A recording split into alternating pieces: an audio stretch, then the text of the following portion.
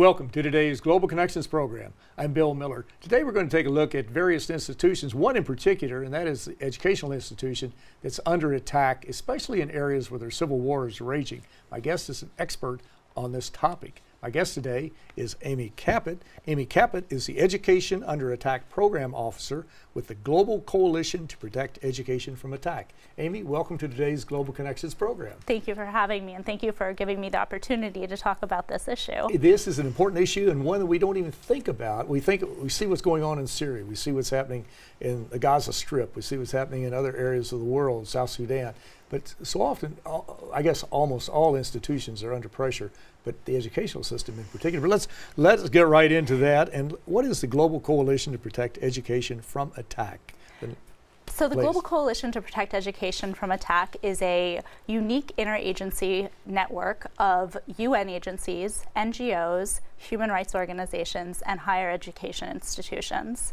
And that makes it a really interesting group of actors working on this issue from a number of different angles, and also working on the full range of the education spectrum, from primary education to tertiary education.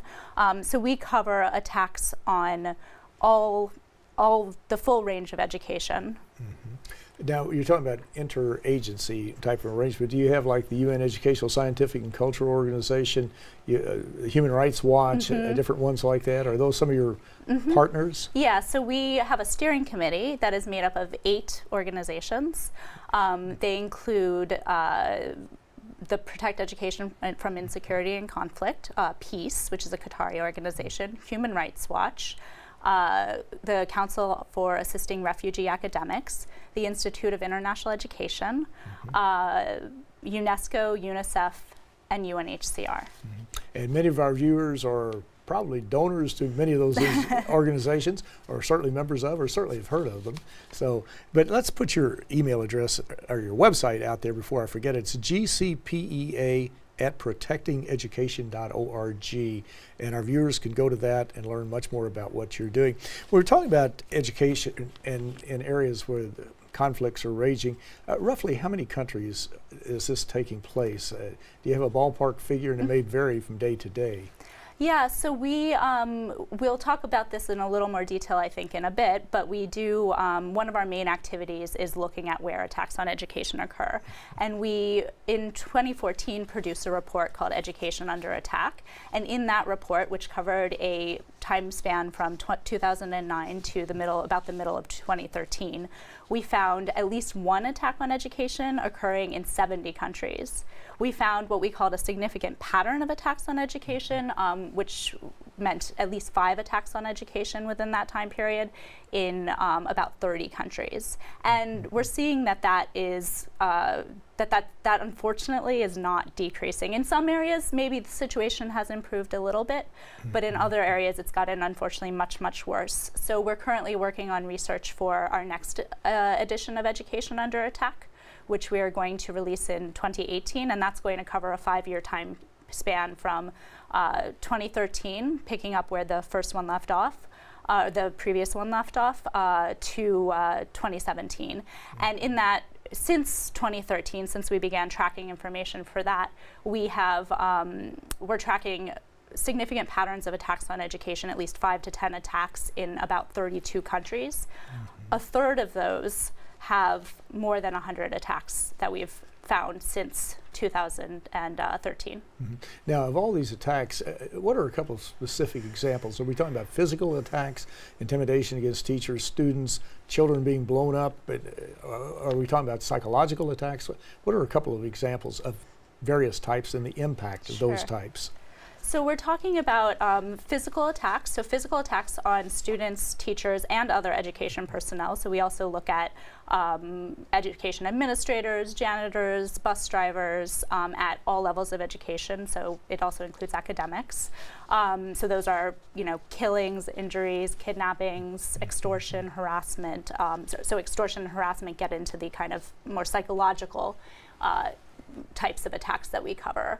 And we also look at attacks on the institution itself, so physical bombings or arsons of schools or university campuses. And Let me give you a few examples of the types. A few of, I think, the more prominent examples that we've seen in the last several years are, for example, the attack on Malala Yousafzai by the Taliban, who was shot, taken on her school bus. We also, recently have seen in 2014 the kidnapping of more than 250 girls in Nigeria by Boko Haram. So those are some of the more, I think, higher profile examples. The bombings of schools in Syria, of course, a high profile example, but we also cover areas that are, I think, less high profile, and I think it's important to point out that this is happening. You mentioned in the beginning that this may not be an issue that everybody knows, realizes is happening quite so prominently, and it's certainly in some of these other areas, I think it's less well known. So for example, southern Thailand, we have ethnic conflict between Muslim and Buddhist groups, and teachers in that area are seen as influential members of the community and therefore specifically targeted for attack. So that's just, I think, one example where when we think of attacks on education, we might not automatically think of. Again, we have 32 countries. So exactly. Do we see that these attacks are becoming more frequent, or are we able to identify that we're making headway in some areas and maybe losing ground in other areas? Are there any bright spots out there maybe where there's actually been peace and stability that have come in and the educational system is not under attack as much as it was, say, 5 years ago? I think we have a handful of cases, but in many cases, unfortunately, I think we have the explosion of these kind of very intractable conflicts in Syria and Yemen, and we're seeing a very large uptick in attacks there, and it's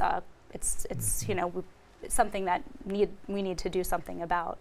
Exactly. And now you mentioned the Education Under Attack 2018 report, which is very timely, obviously. What were some of your major findings and recommendations to deal with these problems? Sure. So we're still doing the research for Education Under Attack, and so I'm hesitant to, at this point, to give you large findings. Just a general idea, right? But as I said, we're tracking about 32 countries. The final number in the report may vary by the time that we finish it, depending on what happens in the next year. So we have another year of data collection to do on that report.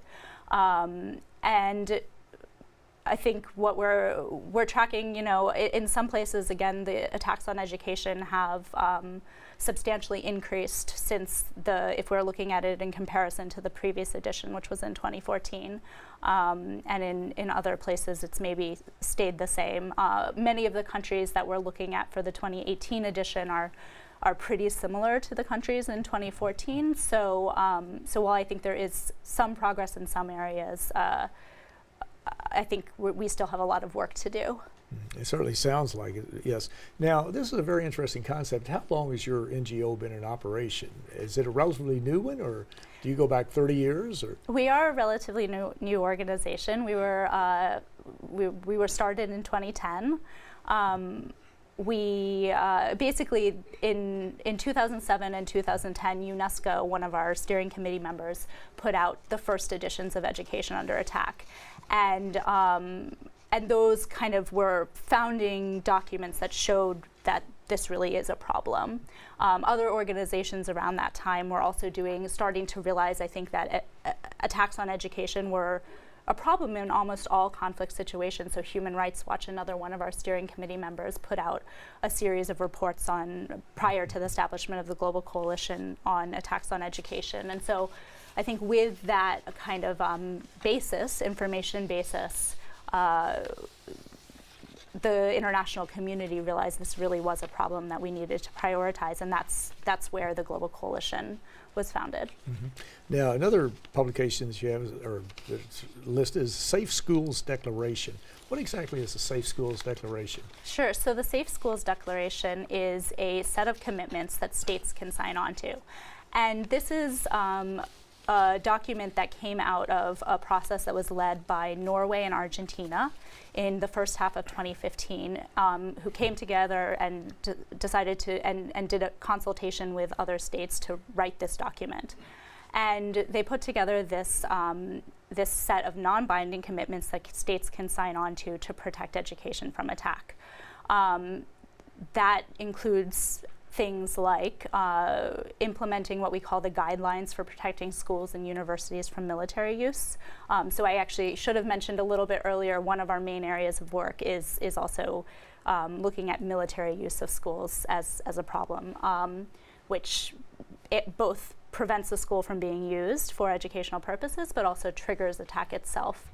And so we have put together a set of guidelines for how states and armed forces and armed groups can try to reduce military use of schools and try to prevent the impact of military use on on education of military use of schools and universities. So the Safe School Declaration incorporates a commitment to implement those guidelines to the best of states' ability, as well as a list of other commitments, including better monitoring and reporting of attacks on education, assistance to victims of attacks on education, better accountability for attacks, providing conflict-sensitive education, and also fulfilling a commitment to the UN Security Council Children in Armed Conflict agenda. And so states can endorse the Safe Schools Declaration and kind of commit to these sets of actions. To date, the declaration was open for endorsement in March of 2015, and 37 states endorsed the declaration then. Now, about a year and a half later, 56 states have endorsed, and I think we're seeing this represents a building consensus that attacks on education is a problem, and that a building commitment, I think, among states to address that problem. Well, you're watching Global Connections Television, which is a privately funded, independently produced program. The opinions expressed on Global Connections are solely those of the moderator and his guest. We would invite our viewers to go to our website, www.globalconnectionstelevision.com, to view previous programs. Also, if you're involved with a PBS or community access television station, or perhaps an educational institution that has an intra-campus network, or you just have a website and you find the programs to be of interest, please go to the website and download the programs. Global Connections Television is provided free of charge at no cost as a public service. Today we're taking a look at one institution among many that is under siege so often during civil wars or when there is a time of civil unrest and conflict, and that is the education system. My guest today is an expert in this area. My guest today is Amy Kapit. Amy Kapit is with the Global Coalition to Protect Education from Attack. Amy, we're talking about the militarization. That's something that we can think about how that would work, but when I think about that, I think of child soldiers, that they come to mind, that so often you have rebel groups and you have a government group, and the rebels are trying to take young kids, 9, 10, 12, 14 years old, put them into their units. So are the governmental units in many cases. We saw it in Sierra Leone several years ago. But also, I guess, or do they play into this militarization, or do the military institutions take over educational institutions and turn them into some type of propaganda operation or intimidate professors, or how would that work? Yeah, so both of those all things. All of the above. All of the above, unfortunately. On the recruitment side of things, and one of the issues that we are trying to the best of our ability to track in education under attack is schools are really, unfortunately, good recruiting grounds for students, for children. They're a place where children are gathered together, and if a group wants to go in, and we've seen this relatively recently in South Sudan, where a group will go into a school and recruit a very large number of students from a school. So that's one problem. And then of course we do also see where, if it might be ISIS, for example, the Islamic State, has used schools for kind of propaganda purposes. We to some extent look at issues of that nature as well, to the extent that might constitute some form of child recruitment. The one thing I will say about child recruitment is we are interested in, we track that issue, and that itself is a very large, much broader agenda than just the attacks on education issue. Unfortunately, we don't have very good information. Reports of child recruitment don't tend to say where child recruitment occurred. And so it's difficult for us to tell how big of a problem it is in relation to attacks on education. That's also, I think, an issue, if I can shift direction a tiny bit, with another violation that we do track, which is sexual violence that's committed at schools or on school routes by parties to the conflict. Again, it's really difficult to find information on that violation. Exactly. Now, there are so many areas around the world we could talk about. One that comes to mind we haven't dealt with at this point, you did with your doctoral thesis, I believe, and that is the Gaza Strip and the West Bank, I believe. What did you see, or what did you find when you did this, your thesis on the situation in that area of the world and the impact on people in the educational system? Sure. So Palestine, the West Bank, and Gaza is a very complex place in terms of attacks on education. And it's interesting so what I was looking at was how the humanitarian community was dealing with the problem of attacks on education, which is very complicated in part because the violations that you're dealing with in Gaza versus the West Bank and East Jerusalem are very different. So in the West Bank, you have basically violations that are related to freedom of movement that affects the area more generally. So you have checkpoints that students and teachers have to cross on the way to school, where they may be harassed or slowed on their way to school, detained on their way to school, so that either teachers or students arrive at school very, very late. You have around certain settlements, I won't say all settlements, but around certain settlements, you have some degree of settler violence that affects Palestinian children on the way to school. And then you also have military presence of various groups either going into schools to arrest students or taking over schools as detention and interrogation facilities if there's a need to do that. In Gaza, you have something that's more akin to kind of an active conflict situation. So you have rockets from both sides that will hit schools in Gaza and then also in southern Israel. So that's a kind of cross-border issue that you're dealing with, and that's, I think what you do to address that type of situation is very different from what you do to address the type of situation that you have in the West Bank. Exactly. And you have to look at them case by case. Yeah. Did you come up with any recommendations? You have a long laundry list of challenges, problems, but do you have recommendations on what can be done? So, what I did was look at what types of initiatives the UN agencies and NGOs were implementing to address these issues, and there were some really interesting programs that I looked at. In Gaza, there was a program actually that was a UNESCO program that worked on safety and security planning for schools. So they would go into schools, and they were working to systematize this into Ministry of Education, to have the Ministry of Education implementing this, where you would create kind of plans for what the school community would do if there was active bombing in the area or military presence in the area.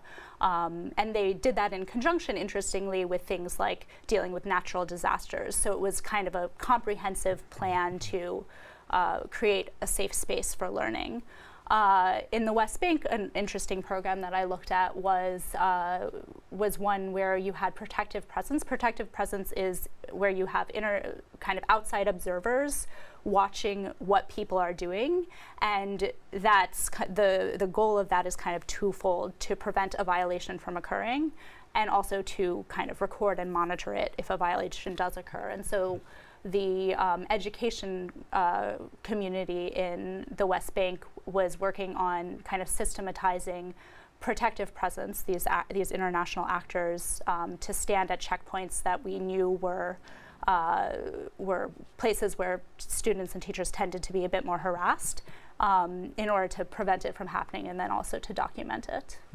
Well, in the last minute and a half that we have, we were talking earlier, or we haven't gotten into it in great detail, the Sustainable Development Goals. 17 logical, practical, quantifiable goals that everybody, all 7.3 billion people on planet Earth, are hopefully going to be working on to achieve between 2016 and 2030.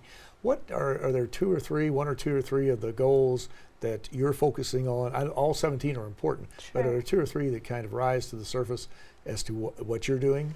Yeah, so we're of course very interested in Sustainable Development Goal 4, which is access to quality education. And that's obviously, I think, of interest to us because attacks on education affect both parts of that goal, access and quality.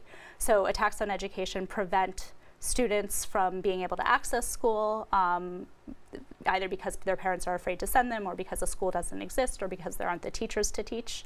Or it also affects the quality of education that's provided if a classroom is damaged, the learning environment is affected, or, for example, if there's a military using part of a school and students are still going to school in another part of the school, obviously the quality of the learning environment is also going to be affected. So that's our interest is really in that Sustainable Development Goal. Now, as you look at this situation and how it's developed over the past several decades, really centuries perhaps in some cases, but as you look at this, what do you see as the number one or the largest or one or two of the major challenges that you're going to be encountering as you move forward to shine the spotlight on the attack on education, especially in these areas where the violence is taking place? What do you see as a couple of the major challenges that you will be focusing on? Yeah, I mean, I think for the entire humanitarian community at the moment, there's a kind of a general challenge for how do you deal with a situation where the actors who are bombing civilians, including education, are not responding to the types of international pressures that perhaps they've responded to previously. So where a situation like Syria or like Yemen, where the situation is you know, what do you do to protect a school when a civilian area is just being bombarded? Your hands are kind of almost tied, and I think we're facing the challenge of figuring out what you do in that sort of situation. And that's the challenge we run into today, because if you look at a country like Syria, which so many of the experts have said that Syrian children have lost literally a lifetime of education. Yeah. Many of them haven't been to school in 5 years, and this is a sad, sad situation. Are you, again, before we run out of time, which we're about ready to in the last 30 seconds, is there something to be done to help Aleppo, just very quickly? There's bound to be. You know, of course, it's been leveled. Yeah. I mean, I think it's about finding a safe space, which, of course, in Aleppo, when it's being bombarded, there's no safe space. But finding, you know, either if you're removing the children from the community, finding a safe space where they can receive both psychosocial support as well as kind of learning activities and kind of and rebuild their, you know, life a little bit, their sense of stability. Education has that potential to provide a safe place, a stable place for children to go and to have a sense of a normal life. And so I think that's the flip side to what we've been talking about, you know, of what education can do. Exactly, and education is so critical. It's critical to all children, even to adults to a large degree, but certainly for children who are in the process of formulation, their social skills or their intellectual skills, their ability to develop their internal resources to do well, to improve their standard of living, their quality of life, to engage in meaningful employment, to be constructive members of a society. And if they're robbed, such as these children in Syria have been, of not, I mean, literally a lifetime of education, or certainly a setback that's going to put them way behind children in other parts of the world. But it's so important to focus on this, and it's great that your organization is doing it. But Amy Kapit, I want to thank you so very much for a very interesting and a very informative program. Thank you very much for having me. Thank you. I'm Bill Miller. Thank you for joining us today on Global Connections Television.